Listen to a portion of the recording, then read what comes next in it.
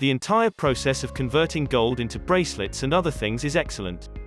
It is interesting to watch how it all goes from a kilo of gold to a thin coating of gold or a small block of gold. The process involves a lot of pressing and machines spinning as they make the gold block lighter and more delicate. The beauty of this entire process is that the gold is entirely pure. Hello everyone, and welcome back to our channel. Today, we will look at the entire process of making 99.99% pure gold bars. It is a very satisfying process. But before we continue, make sure you leave a like and subscribe to our channel to witness some of the most exciting methods in factories. And with that, let's begin. The entire process of carving pure gold into something else is fascinating. It involves a lot of high heat, pressure, and spinning. However, in the end, the final product is more beautiful than you would think. There is also a lot of pressing involved, because after all, how do you think they are given the shapes? But with that said, let's start the entire process. The entire process starts with 2 kilos of gold. They may seem so small, but you would be surprised at how much they can produce. These 2 kilos, like small blocks of gold, are placed in a large porcelain dish, ready to be heated. The torch is ignited, emitting a lot of heat. However, before they can go ahead and melt the gold, they first have to prepare the area where they will pour it when it is in a liquid state. Because of this, they first heat the platform, made of iron, using the fire from the torch. After that, they heat an iron block that has a rectangular shape cut into it. This is where the gold will be poured to cool off and acquire the rectangular shape. The entire block of iron is heated for quite some time to ensure it is super hot. It is even turned over to ensure that all sides are hot. This ensures that when the gold is poured on it, it will not stick. Once the iron rod and platform are hot, it is now time to melt the gold. The gold blocks are heated using concentrated fire.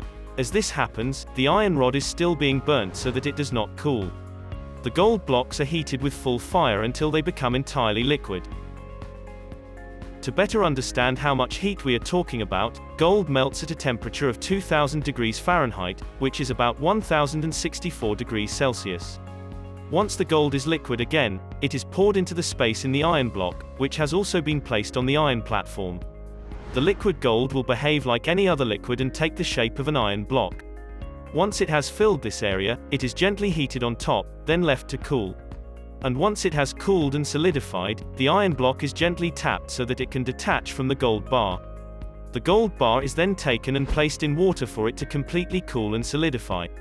We can see that 2 kilos produced 2 rectangular gold blocks from this. Next up, we see smaller rectangular blocks being passed through rollers. These small blocks of gold are given one after another in a cycle. Once all the blocks are passed through the rollers, the gap between the rollers is reduced. After that, the blocks of gold are passed once more. Once all of them have been passed through the rollers, the gap is decreased again. With time, you will realize that as they do this, the small blocks become thinner and thinner as they also become longer. This is the primary purpose of this process. They are converted into strips of gold, which will then be used later. This process is repeated as the strips of gold continue to get longer and thinner. This is done until they get to the desired thickness and length. Once they are thin enough, they are taken to the next step. Here, they are placed one on top of the other and in between the gaps on this machine. Once they are here, the gap is closed until the gold strips are cut in half. They are then separated and taken to the next step. It is time to make some smaller blocks of gold that are supposed to weigh 11.25 grams. The gold strips are then put through a pressing machine. A worker places the gold strip in place and then proceeds to press a button that activates the press. The press comes down on the gold strip and cuts off a small rectangular part. When the press has cut the first one, the worker moves the strip forward into position, and once again, the press cuts the small block. This is done for all the strips. Once the worker has done so with all the strips, he takes the pieces collected under the press and into a tray, and they are now taken into the next step. However, before they can proceed, the weight is significant. This is why after pressing out the small blocks, they still have to be measured to ensure that they are accurate.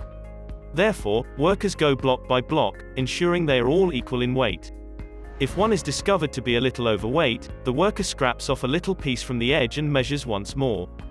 This is done to the point where it is exactly 11.25 grams. Once all the blocks are of equal weight, it is not time to clean them.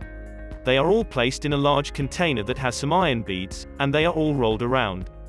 This makes them shinier and cleaner, removing all the dirt from the surface. The small blocks of gold are then removed and cleaned with water. After that, they are placed on a cloth and thoroughly dried. They are all ready for branding and labeling. The blocks are then placed on a gadget with a small enough gap to fit one block. After that, it is covered with another piece of metal and placed between two presses. The press closes on the gadget, rotates, and presses again. Once done, the gadget is tapped gently, and the block, which has now been branded, falls out. This is done for each block of gold, ensuring they are all perfectly labeled.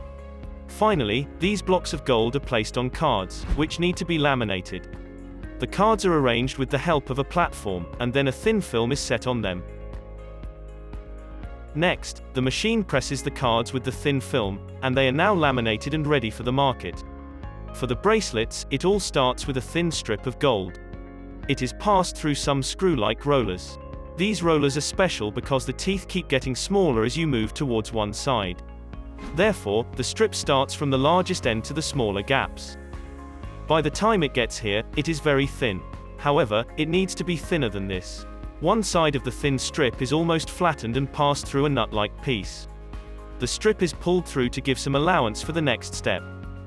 Once it is ready, it is fitted on a stand, and the edge that was pulled through the nut is fixed on a cylindrical roller.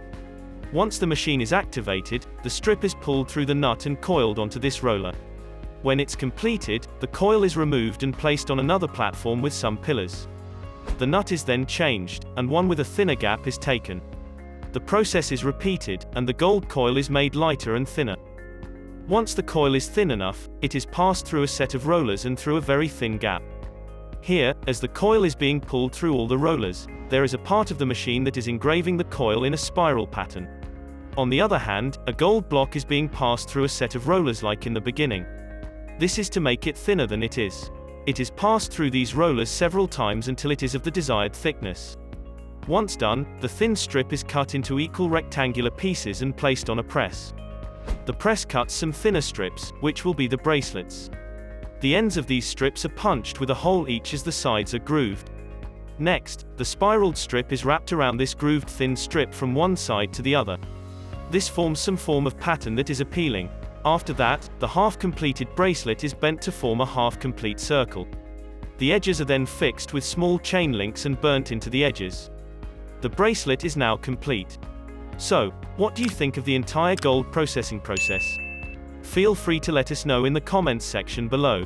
Thanks for watching. See you next time.